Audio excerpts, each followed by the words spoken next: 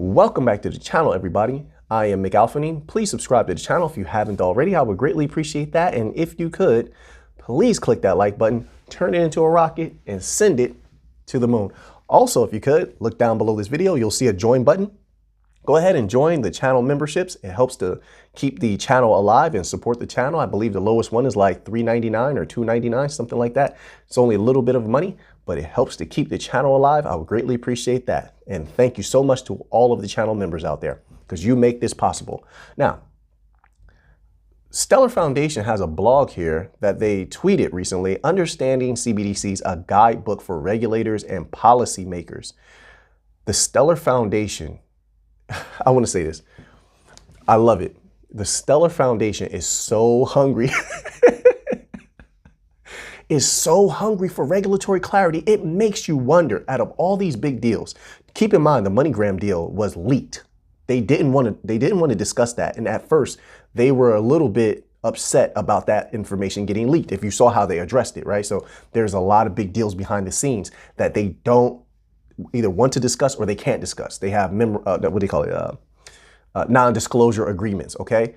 But this makes me wonder. It doesn't make you wonder.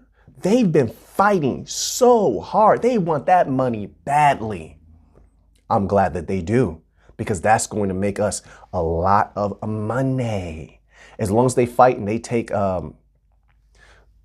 certain banks, okay? They take certain national digital currencies. They're able to work with some of the states possibly. They're able to run payroll. Listen, they want that money badly. Remember before when they were battling with FAFTA over regulatory clarity? And Donnell Dixon was going to war with them, but in a way that was bringing them to the table. Then also FinCEN. They were battling with FinCEN over regulatory clarity and over regulation. Remember that? We covered that. We put the tweets out there. Then now they're in front of the government and trying to appeal to the government as to how regulation should go. This is an indicator to me, in my humble opinion, that there are massive deals that even behind the scenes we haven't heard about yet. They're keeping it very quiet. Why else would they want regulatory clarity so bad? Now, let me add in, there's a lot of money on the table that they're trying to scoop up. Then we'll get into this a little bit. Okay, so for the P2P markets, I think the P2P markets right now for cross-border remittances is somewhere around $689 billion. $689 billion for P. That's just P2P. Globally. And remember, when we're talking about Stellar, we're talking about a global foundation. They're everywhere. Ukraine, Europe, Africa, Latin America. The same with Algorand Foundation, another fantastic foundation. Algorand's price is going to fly easily too, easily. Remember how easily Algorand went from like 50 to 52 cents. Then it took a dip to like 46 cents, something like that. Then it went up to $1. Remember it was at $1. Then it went to 110. Look at where Algorand is right now. All of that happened last year. By the way, Algorand is going to fly when it's up and everything is up and fully running. Anyway, back to Stellar XLM. So $689 billion just in P2P around the world. That's a lot of money to scoop up. What does it do to that price? They want it badly to the point where the Stellar Foundation wants that money so badly that they've forgotten their purpose. They forgot they're supposed to be for the people. They're supposed to be a people's coin. They want the bank so bad. They had to take, they landed a few deals, and there's a few deals they're trying to close. Okay, that would be massive. All right, the ones that we did hear about behind the scenes, but we can't really talk about. Okay, they got a taste of that, the possibility of bringing that kind of money in. They just forgot about the people.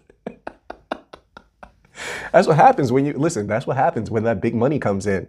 You know, you're sitting at the table with bankers who stand to, let's say you do intra-bank payments, the average intra-bank payment is up to 400, somewhere slightly north of $400,000 on average transaction value.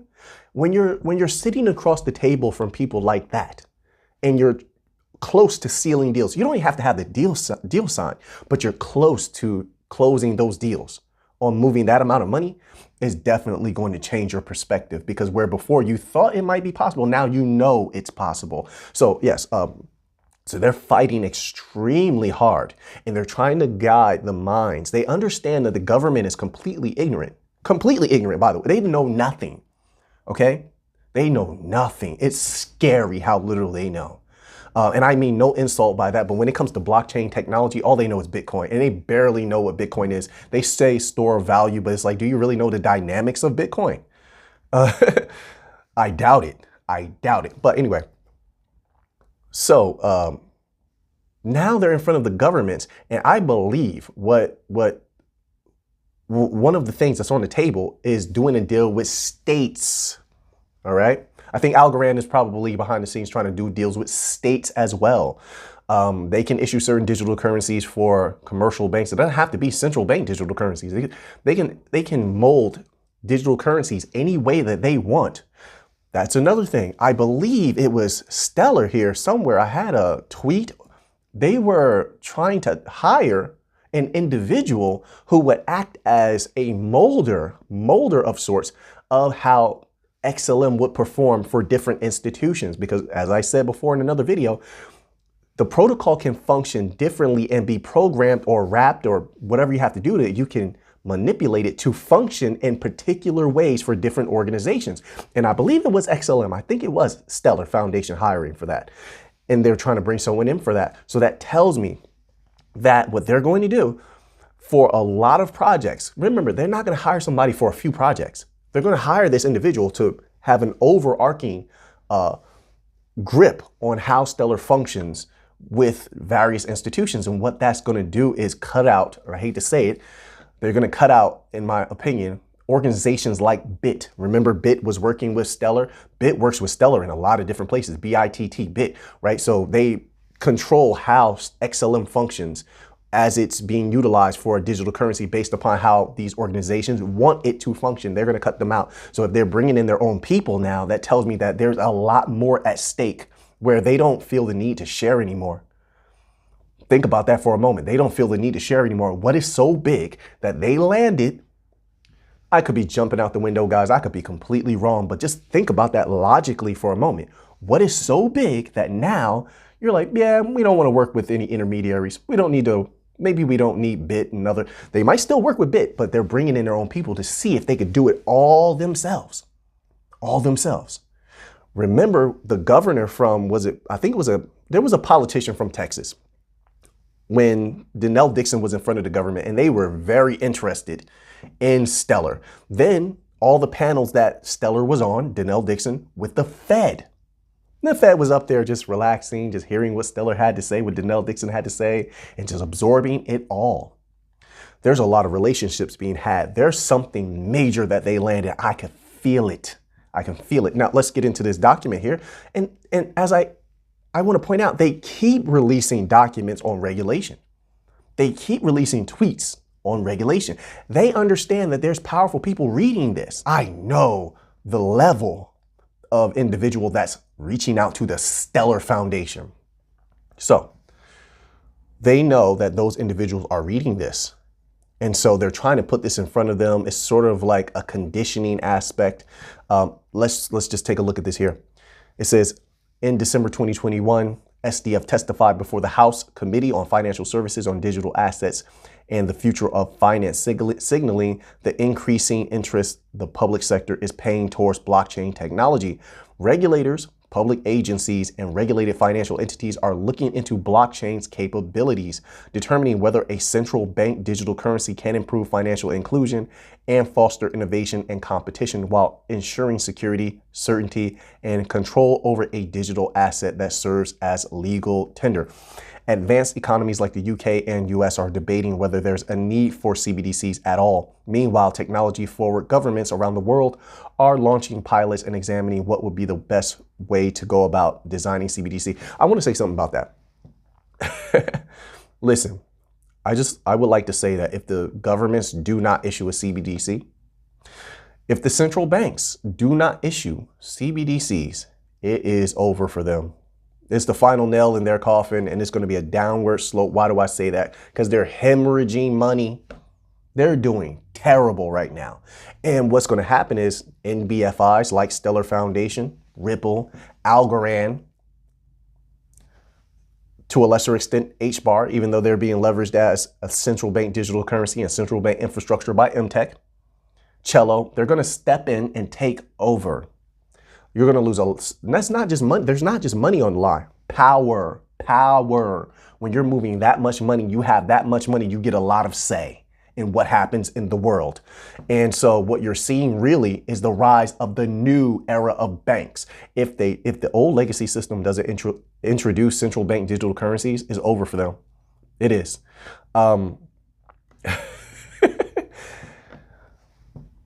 The money that stands to be scooped up is too large to ignore. And the people of the world, another thing, the people of the world are tired of the legacy system because it's failed them so many times. They're willing to give something new a try. This is why you see the advent of crypto and the rise of crypto, because the people are tired of the legacy system. They've had enough of it. There's so many times they couldn't get their money out of a bank, or there's a disaster and they can't get their money out of the bank. The bank doesn't allow you to take out, depending on your account, doesn't allow you to remove all your money all at once, even though you might want to.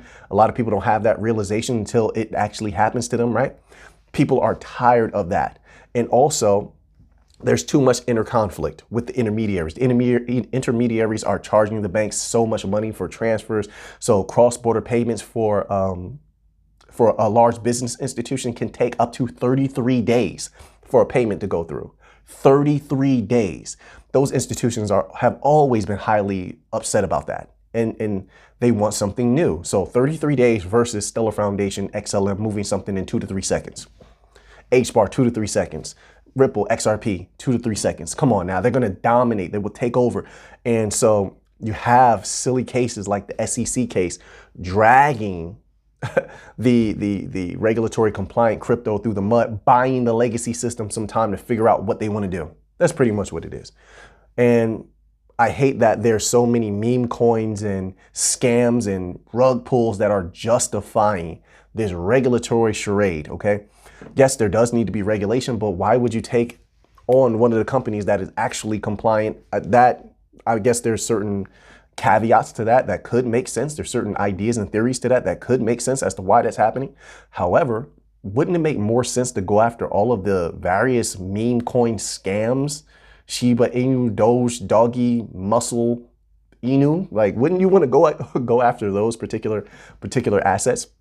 Right? That are, a lot of them stand to rug pull the people and run off with their money. And so anyway, circling back around, let's read just a little bit further here. It says, we discussed in our last blog on CBDCs what features of Stellar specifically make the blockchain ideal for issuing CBDCs. They're close to something. Look at how they're talking.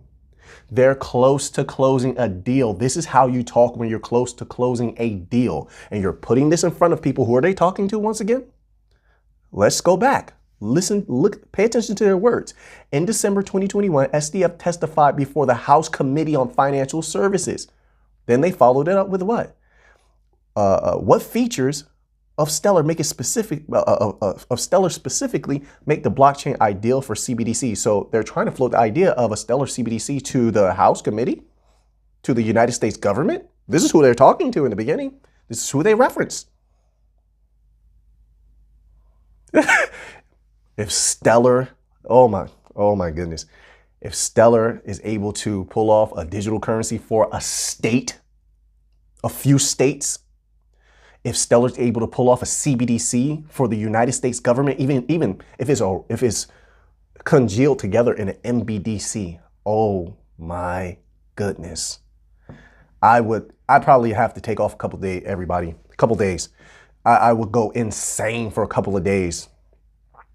Might find a pool and just lay in the pool for a while. Won't even be my pool. That's how crazy I'm gonna go, okay? I'm gonna have to borrow somebody out there's heart medicine. My heart's gonna literally tear through my chest. And it's gonna run over to my cold wallet to count my Stellar. Do you see that? They referenced the House Committee on Financial Services. Everything here is worded meticulously for a reason, is what I'm saying. Then they appeal that Stellar is, how did they phrase it? Let's read it again. We discussed in our last blog post on CBDCs what features of Stellar specifically make the blockchain ideal for issuing CBDCs. Then they say that. Why? They know something that we don't. Well, we sort of know, but we're sort of like, yeah, it might happen. And I think they're close. They're having discussions. I think they're close. They've been quiet. You're only quiet when you're a foundation, a large company, when there's a major deal you're trying to seal. You're trying to seal when there's a major deal. You see how active Stellar was last year? They had so much news coming out, didn't they? Right? You see how active Algorand is? They're, oh, we have Le Mans NFTs and we have this. But Stellar's been quiet for a little while, hasn't it? Just a little while. Why? Because all of their focus is on a major deal, and I hope they pull it off. It's a nonprofit. Listen, United States government, nonprofit, extremely fast. It'll be put in your hands. You'll be able to do with it what you will. Super secure. They just did the Starlight Protocol. 1 million transactions between two parties. They're hiring for someone to be able to act as a molder of how the protocol works. For a specialized workings of the protocol for certain institutions. So you'll be able to have it your way. My goodness, if they can pull off a federal CBDC, a state CBDC, a state digital currency, national digital currency. Oh my goodness, that price is going to be so wonderful. Muy linda, mi gente. I'm sorry, guys. That's how I feel. My goodness. I think that's what this is leaning towards. They're sort of telling us. Let's move on a little bit. We discussed in our last blog post on CBDCs what features of Stellar specifically make the blockchain ideal for CBDCs. This policy-focused guidebook discusses how individuals and micro, small, and medium enterprises would benefit from CBDCs, why CBDCs should be built on open blockchains, and the policy and regulatory considerations to keep in mind when issuing a CBDC. So also this is combating a lot of the FUD. There have been documents that I did see that were arguing against why blockchains are not good for CBDCs. Oh, I hate those type of documents. They're so ignorant. Also, very interesting, HBAR is coming. HBAR is coming. They are open sourcing. I know you guys probably heard this from a lot of my peers here. And I'm sure they did a great job telling you all. So you already know HBAR is on the way. It's going to take off. Now's the time for accumulation, not financial advice. I'm not a financial advisor. But as they're open sourcing hash graph, everybody's going to want a piece of it to use it. It's so superior to blockchain, to the average blockchain. It's unbelievable. This is going to get interesting. It says this blog post contains excerpts/selections from our CBDC guidebook for policymakers. So as I said, this is made to complement meetings. So there's meetings going behind the scenes, and either people are reading this before a meeting or reading this after a meeting. Of course, I'm pretty sure there was a document that went out just to specifically to certain offices, and they got to read that first. And then this is sort of like a follow-up, a condensed version to make everything a little bit simpler so that people can have further clarification after a meeting already took place. How digital money can benefit the world as a central bank public good. The problem they're going to run into is the legacy system. The legacy system has deep pockets, and they're putting money in a lot of people's pockets, and that alone is going to keep individuals from warming up to the idea of XLM, central bank digital currency. What Stellar has to do is convince everyone that they're going to save an exponential amount of money and therefore increase on the capital that they're bringing in. So it makes it worth it to switch from the legacy system. Also, this is a good time to convince the legacy system that, hey, we're not here to take over. We're here to sort of layer on top of you, partner with you, enhance you. And that's one of the things that both Ripple, Brad Garlinghouse, and Danelle Dixon of Stellar Foundation have been trying to convey to these individuals. Hopefully they'll actually buy into it. If they do, and there's regulatory clarity, oh my goodness, generational wealth. And that makes the banking coins exciting. So I just wanted to discussed that a little bit. I sort of just gave you my thoughts. I typically don't do that. I typically try to be a little bit more concise and succinct with how the videos are put together. But I felt like I would just come to you and just talk to you about what's on my mind and just take a look at this little tidbit. Okay. So now that you have that information, what are you going to do with it? I know what I'm going to do with it. So until next time, let's get to the money.